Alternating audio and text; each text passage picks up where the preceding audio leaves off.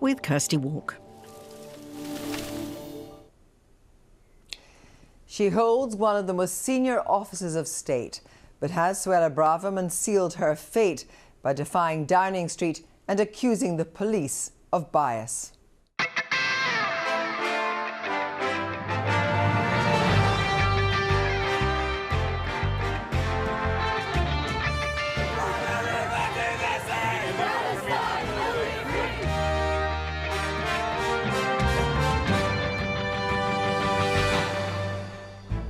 We have an exclusive interview with the Minister for London who says we need to lower the temperature.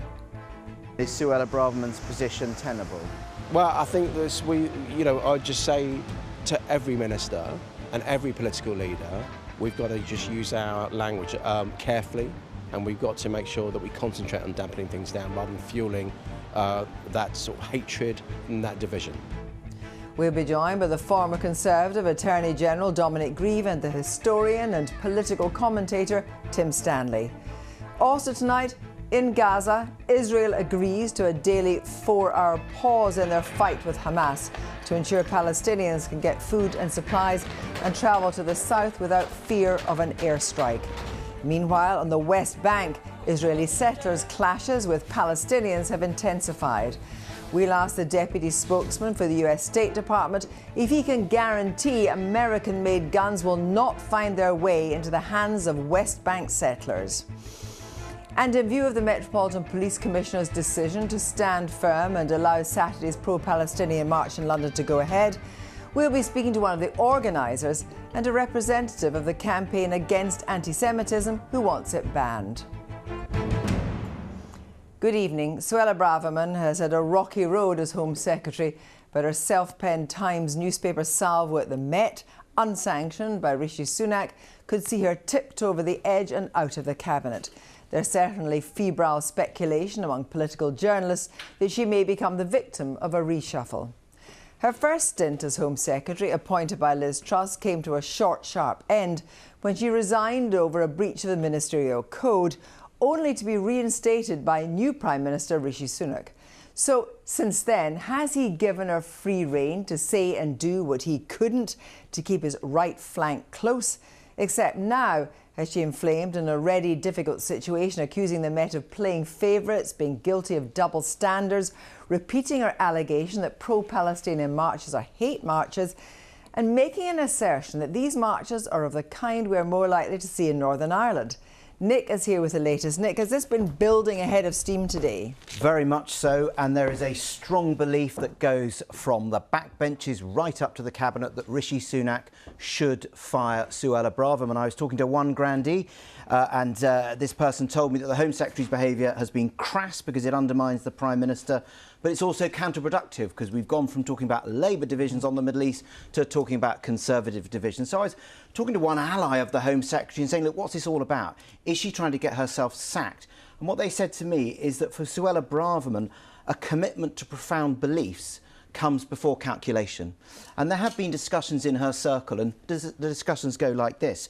Unless the Archbishop of Canterbury, The Guardian, the BBC and most of the commentariat are up in arms about Suella Braverman, then she's not doing her job properly. So is Rishi Sunak going to sack her? What we know about Rishi Sunak is he moves with great caution. So he would want to see that she has broken procedures if he is going to sack her. Also, the Prime Minister owes Suella Braverman. It was her support for him last year that eased her path into number 10. And one former cabinet minister on the right said that if Suella Braverman is sacked, there will be 60 supporters on the backbenches agitating for her and potentially writing those letters of no confidence in Rishi Sunak, because as this person said to me, Rishi Sunak is now 23 points behind in opinion polls. So look, another difficult day for the Prime Minister, thanks to a Home Secretary who does rather regularly give him headaches. An uneasy partnership born in the febrile days when the Conservatives chopped and changed their leaders. A lack of warmth apparent earlier this week. And now Rishi Sunak is facing calls to sack Suella Braverman after she defied his authority. An unprecedented attack on the police by the Home Secretary, who ignored some of Number 10's requests for changes to that article. That raises the prospect of an investigation under the Ministerial Code. On the face of it, a clear breach.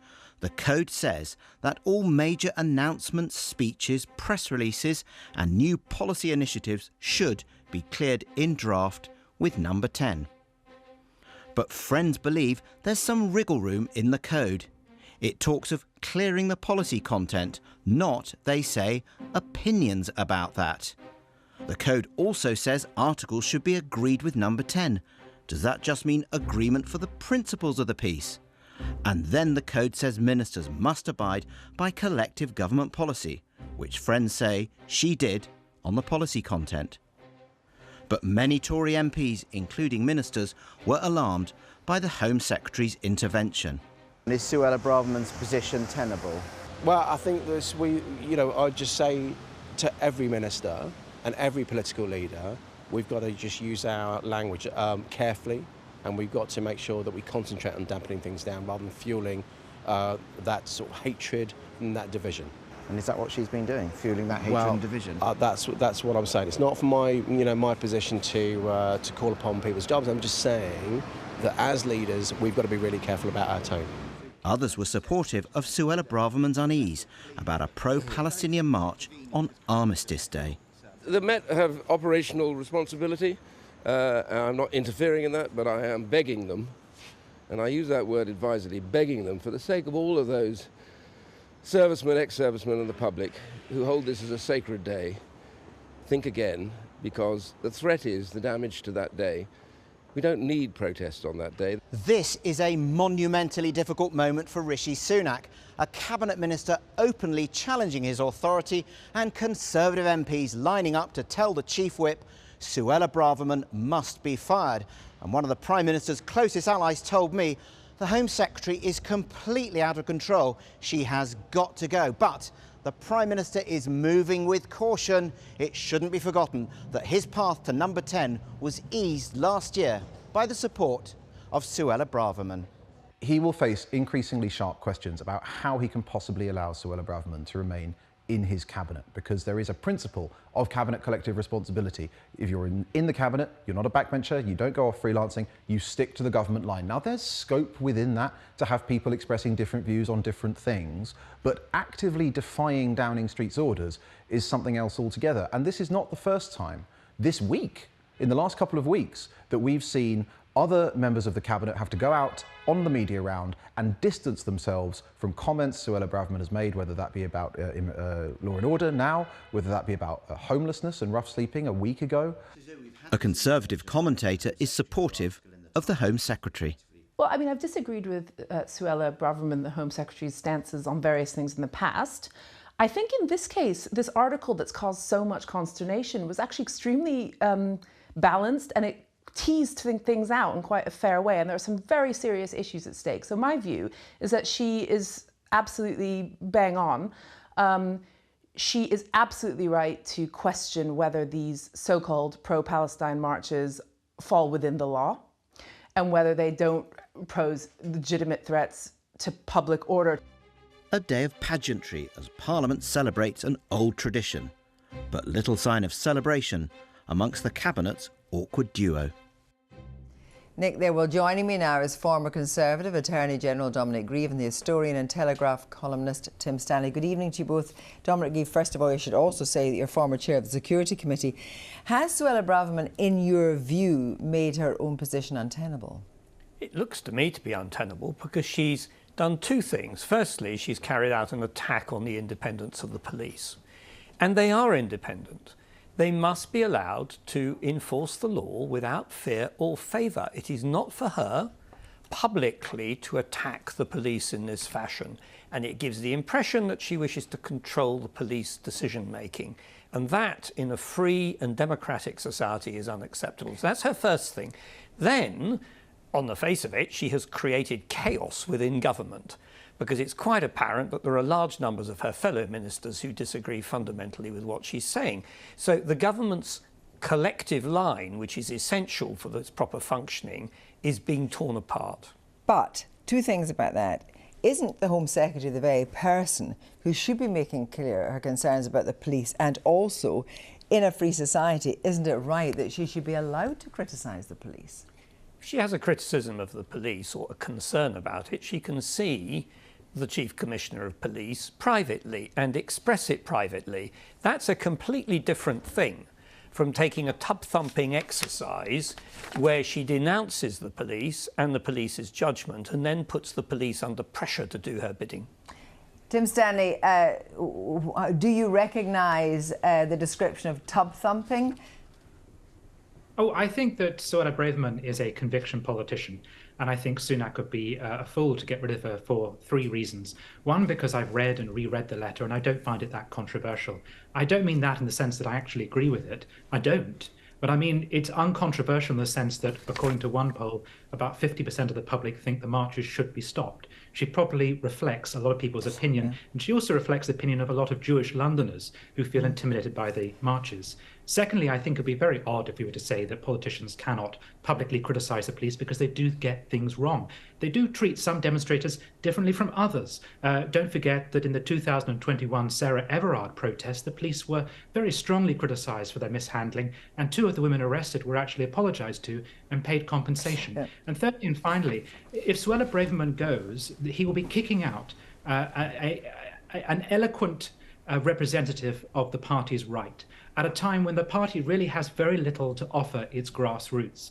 The state is bigger than ever. Taxes are as high as they've been for a very long time, and legal and illegal immigration is running out of control. If you drop Suella Braverman, you are cutting off the grassroots to spite your face, and I think that would be a big mistake. But if the Home Secretary says, as she did in the article, unfortunately there's a perception that senior police officers play favourites when it comes to protesters, and she goes on to talk about during COVID, why was it that lockdown objectors were given no quarter by public order police, yet Black Lives Matter demonstrators were enabled, allowed to break rules and even greeted with officers take the knee. Let's look at the first bit about the perception, presumably it's her perception, that senior police officers play favourites. Now that's a really damning indictment of the police made by the Home Secretary. Isn't that fundamentally damaging to the ability of police to police fairly?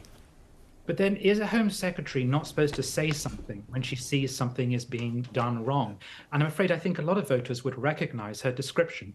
The word perception is very interesting here. We talk about perception a lot when we talk about racism, and rightly so, that it's not just about what I intend by my remarks, but how they're perceived. Well, a lot of Jewish people perceive these marches to be hate marches. I don't think that's entirely accurate. I would say I've attended one of these demonstrations to see what they're like. I'd say a majority of people there are not hate-filled. I really strongly disagree with that language. But it's correct that there is a perception that these marches are intimidating to Jewish people, just as there is a perception that the police favour some groups over others. And I think it would be remiss of a Home Secretary not to tell the police, you are losing the confidence of the public by your perceived inability or worse, refusal to act. Dominic Grieve, we understand from Downing Street that there were a number of edits required for Suella Braverman to make, because these things have to pass through Downing Street and indeed pass through Rishi Sunak. She did not make those edits. Is that a kind of, well, not even tacit, but is that a challenge to number 10? It's certainly a challenge to number 10, because the Prime Minister can either roll over and accept it, or he can decide that that is a breach of collective responsibility and bring her tenure in office to an end. And she is her misconduct is really very grave. I disagree with Tim about this point. 90% of the population might dislike these demonstrations, but if they are lawful, she has a duty to allow them to take place in a country which is free and where people are entitled to freedom of expression. Now, I accept they're controversial. I accept there are aspects of them I don't like at all. And I certainly accept that there are some people participating in them who appear to me to be breaking the criminal law and should be brought to justice. But if the police view is that these can be carried out peacefully, with no significant public disorder, then what she is doing is undermining some absolutely basic tenets of freedom of expression in this country. And she cannot and must not be allowed to do it. From that point of view, she's actually very dangerous. Well, you say she's very dangerous. has she broken the ministerial code? And if she has, what happens?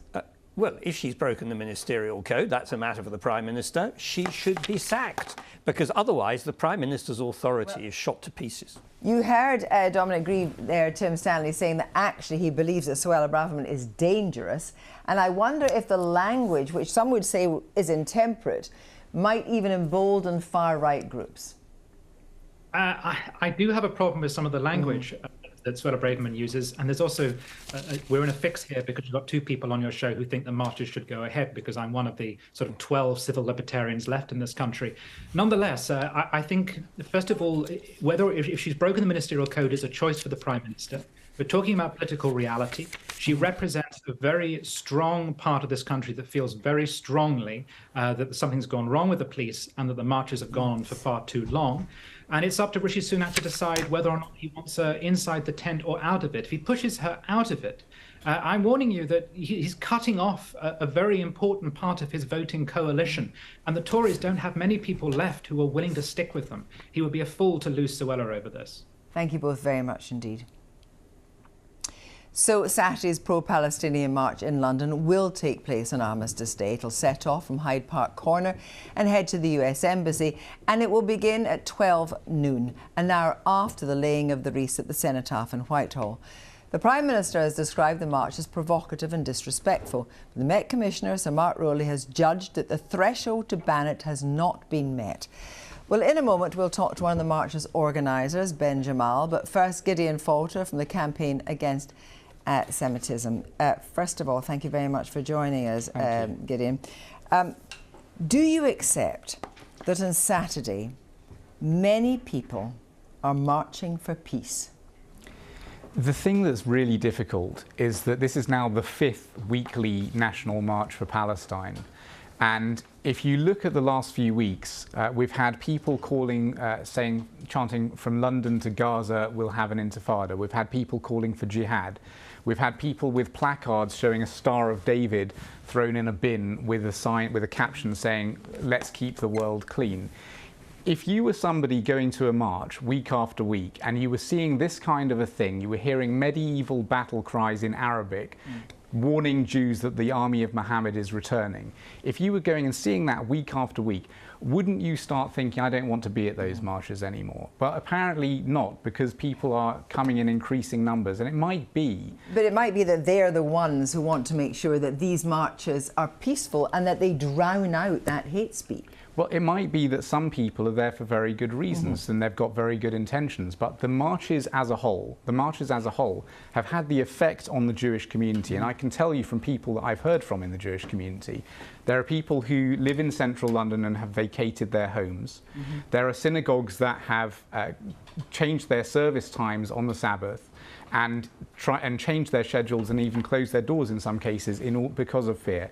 There are Jewish people who have been assaulted in the streets. There are Jewish people who have had all sorts of chants hurled at them in the context of these rallies. So that's not what a peace rally looks like to me. So we know that anti-Semitic attacks in London have risen substantially, as have Islamophobic attacks. Now, in a way, in this country, shouldn't people of every race and creed be free to march away from this and actually make their voices heard too? Because the danger is, as I said, those people don't have their voices.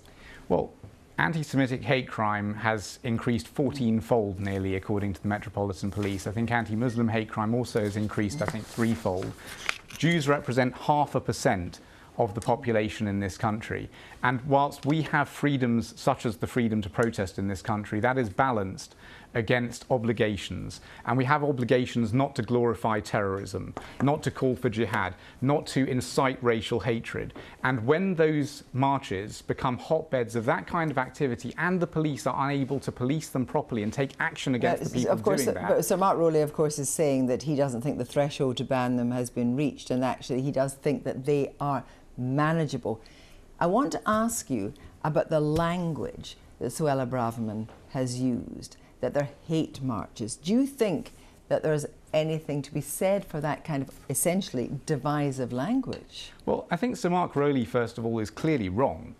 We had a letter last week signed by 15 King's Council saying that the marches were reaching the threshold for action under the Public Order Act. And it's very clear that there is a lot of hate at these marches. And what we're seeing now is we're seeing a Jewish community that is intimidated and this is the anniversary of Kristallnacht. This is a Jewish community that is intimidated from walking through the capital city of our country on the weekends, and a police force that is failing to take action. Thank you very much indeed. I want to turn to Ben Jamal now. Ben Jamal, good evening. I wonder, listening to that, can you guarantee that this march on Saturday will be peaceful and that there won't be the kind of chants that Gideon Holt is talking about?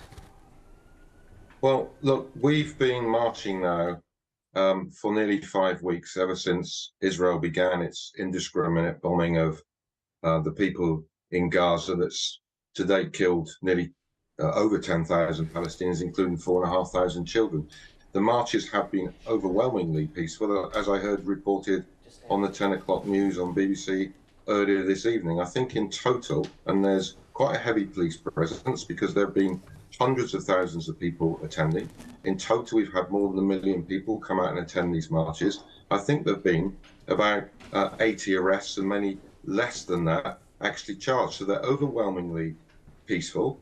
They are attended by people from across British society, coming in from towns and cities across the UK, and they are people marching for peace. They are calling for a ceasefire because they want the commission of war crimes, the indiscriminate bombing of civilians, to come to an end. That's the message of the march, and these are extremely and overwhelmingly peaceful marches. But if people are making the chants, you heard what Gideon Ford talked about those chants, if people are displaying messages, for example, like the badges with paragliders on them that were on people's anraks, will they be taken aside and told to separate from the march? It's nothing to do with your march. Will you actively make sure that that doesn't happen? Well, we're very clear on the principles on which we're marching, and these are principles of calling for the application of international law, for respect for human rights, and those are the principles on which we're marching. Now, what's going on here? As I said, over 1 million people have been attending these marches. There have been a tiny handful of incidents. I think the incident you're referring to were 2 people who had pictures of paragliders stapled to their back. We would disassociate ourselves from that, but that's 2 people in a crowd of several 100,000. So you have to ask yourself, what's going on when people want to focus their attention on that? What we've seen with regard to Suella Braverman is 4 weeks now, she's been trying to delegitimize the call for a ceasefire. She's been trying to delegitimize broader support for Palestinian rights by using language suggesting that people marching are hateful. We've even heard her suggest that carrying the Palestinian flag should be regarded with suspicion, should be regarded as inherently indicative of terrorist sympathizing. So we know what's going on here. This is part of a political project on her part and other people who share her views to delegitimize the call for a ceasefire. I think one of the things I should raise is that a man who calls himself the chair of your organisation on October the 7th, after Hamas, a proscribed terrorist organisation by the UK and many other countries, it put out a now deleted tweet, Professor Kamal Hawash, and the tweet says, today's operation from Gaza is a response to the continuing illegal occupation and the terrorism Israel and its settlers have heaped on the Palestinians and the desecration of the Al-Aqsa Mosque. And occupied people have the right to resist the occupation. The occupier has no right to kill and maim and claim it's self-defense. It is state terrorism. Now, this man claims he is the chairman of your organisation. What do you make of that tweet? Well, let me say, and there are numerous statements that PSC has made. I have conducted numerous interviews, as has Kamal, our chair. We've been very, very clear in 2 fundamental principles. First of all, that the framework within which we respond to any organisation or any state's use of force is international law, and international law is clear. It prescribes the taking of hostages the targeting or killing of civilians, no matter who undertakes those acts, and that should be condemned. International law also says that people have a right to defend themselves, including they have a right to defend themselves through armed resistance, but they do not have a right to utilize armed resistance outside the framework of international law. But the second point that we make, we hear a lot of narrative that says somehow the clock started ticking on October the 7th. We've heard language saying before that there was a ceasefire. Well, the root causes of what's going on are a decades-long military occupation and the imposition since 1948 upon the Palestinian people of a system of oppression that most human rights organisations, including Amnesty International and Human Rights Watch, now define as a system of apartheid. And that's the point we're making. Why then, if it's a legitimate thing that he wrote, did he then delete that tweet? Because he talks... the operation from Gaza is a response to the continuing illegal occupation and the terrorism Israel and its settlers have heaped on the Palestinians, the desecration of Al-Aqsa Mosque. The attack by Hamas was on kibbutzim, including men, women and children who were going about their daily business, who were not part of the military, and yet if he stands by that tweet, why does it not still stand? Why did he then delete it? Well, I suspect he deleted it because people were actually trying to take it out of context. So it was better to take it down. But I've just explained very clearly our position. And our position is this, and I'll repeat it for you. The framework has to be international law, and you have to respect international law. But the problem we have at the moment, is our political leaders are using the framework of international law when responding to what Hamas did on October the 7th. When people attack civilians, let me finish, please. When people attack civilians, it should be condemned within the framework of international law. But what we are seeing is our political leaders making rhetoric saying Israel should abide by international law, but not addressing and condemning its egregious and very obvious violations of international law. Sorry to interrupt. Bombing the civilians. Just to return to Saturday. And the march, which is now going ahead. And I wonder, Benjamin, if you can guarantee that that march, supported by the police, as they're clearly saying that there's no reason to ban it, will be peaceful and respectful and not anti-Semitic. Well, look, that's a really silly question to say, can anyone guarantee? Look, there are football matches taking place. I know, but you're the organisers. I suppose you're the organisers. The question is this. What I've said to you, I expect the march to proceed in the way that all the previous marches have. And as the Chief Commissioner of the Met Police has said, these have been overwhelmingly peaceful. But let's deal with what has actually created this row. And it is the dishonest narrative from Suella Braverman and others, saying that our intention was to march on November the 11th to directly disrupt commemorations for remembrance and to desecrate the cenotaph. Now, we knew weeks ago, we feared that there would not be pressure on Israel to call a ceasefire, and we would still be marching Saturdays going forward. And when we looked at November the 11th, we said to the police weeks ago, we would not want to be marching into the centre of London that day. We wanted to stay away from Whitehall so as not to disrupt preparations for the commemoration processes that happen the next day. Now, the police knew that. It is inconceivable that Suella Braverman does not speak to the police. So she knew that. So when she made her remarks, she was being entirely dishonest. She was trying to whip up public fear. She was trying to whip up discord. Her remarks show she is entirely unfit for her office. Thank you very much indeed, Benjamin, for joining us tonight. Well, according to the US, Israel will begin to implement daily 4-hour military pauses in northern Gaza to let civilians travel south, a perilous journey to relative safety. The White House said the move represents a significant first step, but the Israeli military has made it clear there is no ceasefire. Today, the Islamic Jihad group in Gaza released a video of 2 Israeli hostages, an elderly woman and a boy. But away from the daily hell, international conversations are turning to the way ahead.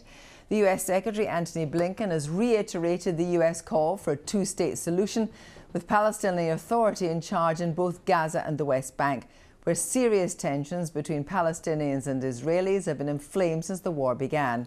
Last night, at least 2 Palestinians were killed in an Israeli raid into the Jenin refugee camp, and at least 20 more were wounded, according to the Palestinian Health Ministry.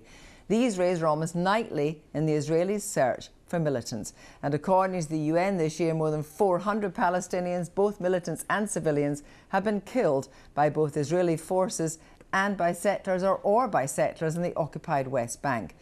The Israeli government requested 24,000 assault rifles from US gun makers, but there are concerns they could be given to settlers in the West Bank. And I'll be talking to the deputy spokesman of the US Department of State in a moment. But first, here's Joe Inouye's report from the West Bank. Olive trees have grown in these lands for thousands of years, a sign of permanence and resistance. They are politically important. Their oil was used to anoint kings, and economically essential, now including for Ahmed. He used to make good money working in Israel, but after the atrocities of October the 7th, almost all travel between Arab and Israeli areas was stopped, and he lost his job. Sometimes I pick olives, other times I clean ropes. I chase work from day to day. In Israel, I used to work every day. I went there in the morning and left in the late afternoon. There's no work now. I work one day here, one day there, in the fields picking olives. I need to feed my family. What can I do?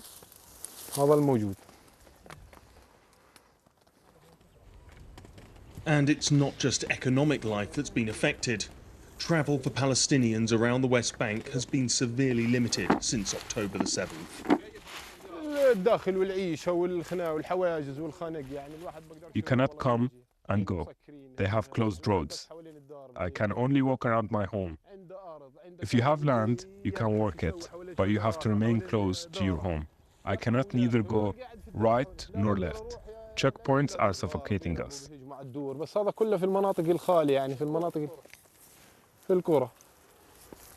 The West Bank is divided into 3 areas, A, B and C. A is run exclusively by the Palestinian Authority. Israelis are banned from entering. B is jointly administered, and C is run by Israel, with the IDF responsible for security. Palestinian areas are split into small pockets, with Israeli roads often dividing them. Now, under the previous government of Naftali Bennett, the expansion of roads here in the West Bank was put on hold, but that has been completely reversed by Benjamin Netanyahu. That decision was welcomed by many in the Israeli settler movement. More than 500,000 live in the West Bank. The UN and many countries say all settlements are illegal and an obstacle to peace, something vehemently denied by the residents of Efrat. In general, we have not stolen anyone's land. We are people that go to work in the morning, we run businesses, we have professors at university. We are people of the book and not of the sword, and that's the way we would prefer to live. This war's been forced on us. We didn't choose it. 15,000 people live in this community, just across the valley from Bethlehem. They say they have always had good relations with their Arab neighbours, but October the 7th changed everything. I hope and I believe that the relations with our immediate neighbours here in the Arab villages, the relationships will continue to be good. Having said that, obviously there are security concerns, because there were instances near the Gaza Strip of kibbutzim where they had fantastic relationship with Arabs working on the kibbutz, and later discovered maps describing the kibbutz village with the names of the families, how many people were living in each house. The people that live here in Efrat are separated from their nearest Arab neighbours by just a couple of 100 metres, a few farmsteads and a couple of fences. The last month has seen a massive Israeli security operation in the West Bank. They have arrested more than 1,400 Palestinians. They claim most were connected to Hamas. Just today, the Palestinian Authority said 18 people had been killed, taking the total to 170 in the last month. It has been met with Palestinian protest, both at the security crackdown and the increasing death toll from Israel's war in Gaza. Today in Bethlehem there was a general strike. This is a more peaceful and prosperous part of the West Bank, but there are areas where there have been direct conflict between communities.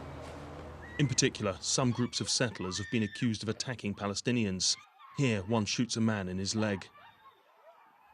Oded Ravivi is Efret's long-serving mayor.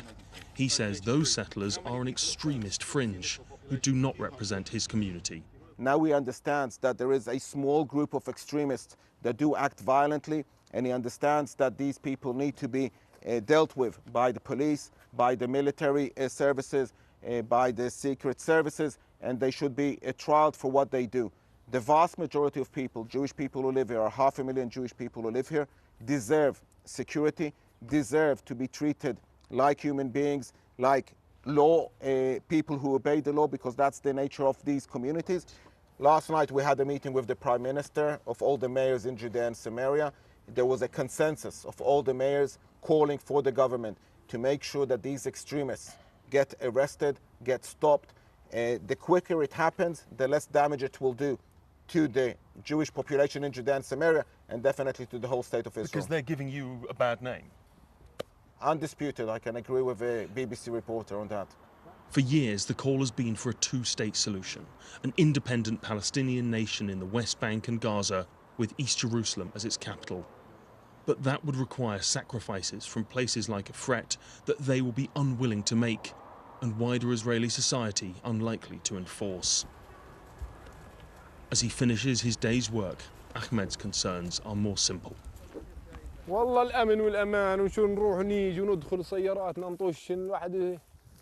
Peace and security. To come and go with our cars. To see our children, to see peace. To live in our country without problems. We are looking to be able to feed our children, that's all. Even before the events of the 7th of October, the West Bank was seeing a rise in violence.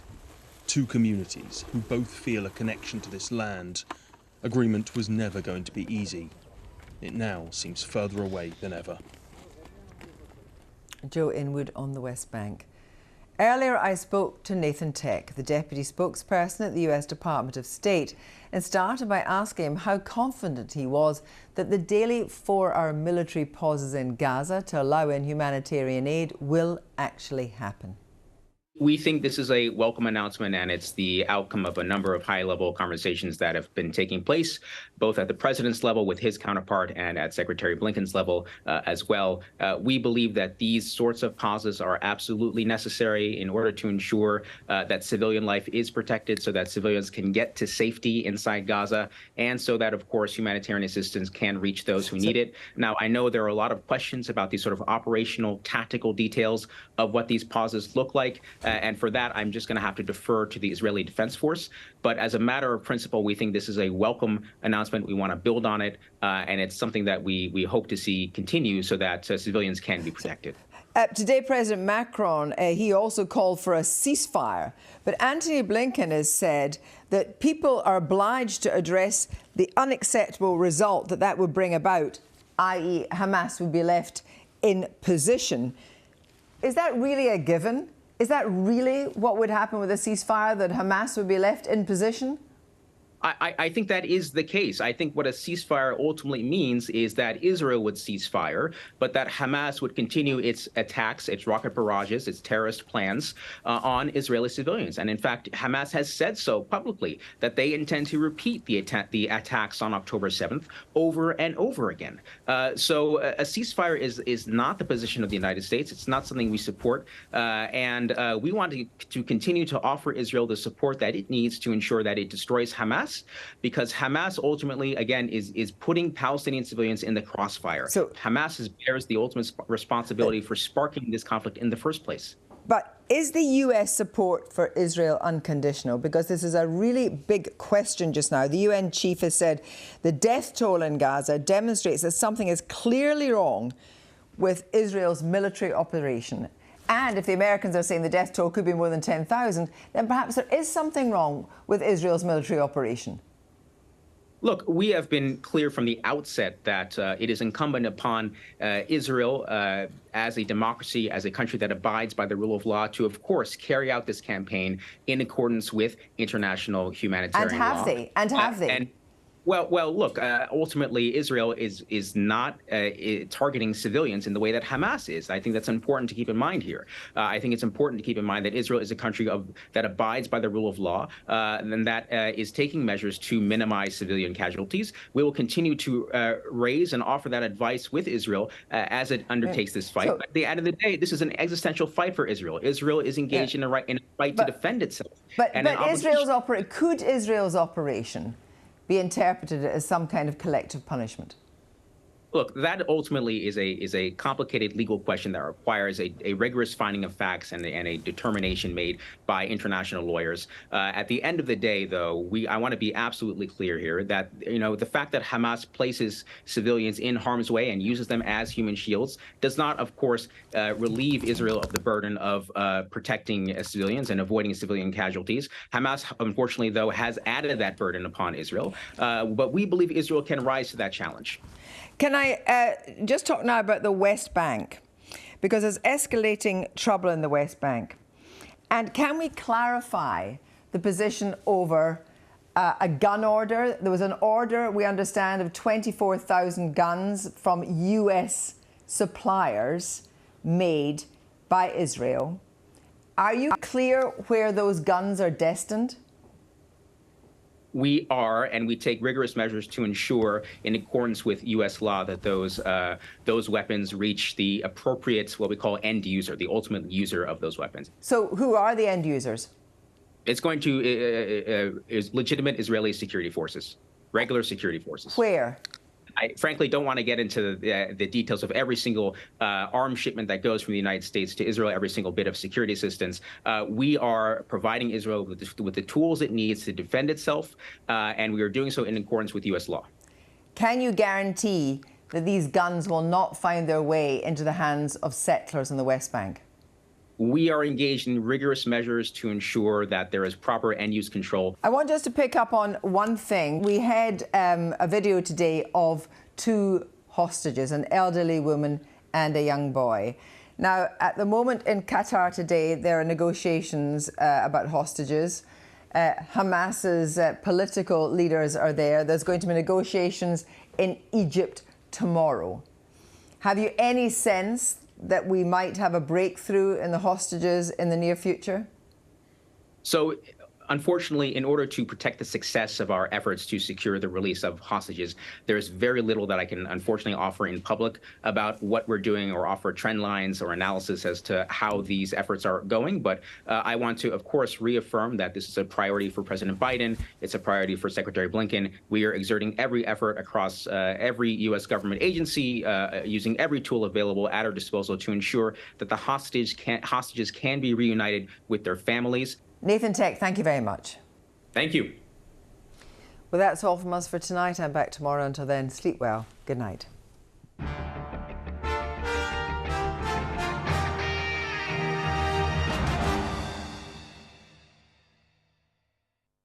Good evening. Thursday brought no shortage of big storm clouds, some hefty downpours out there.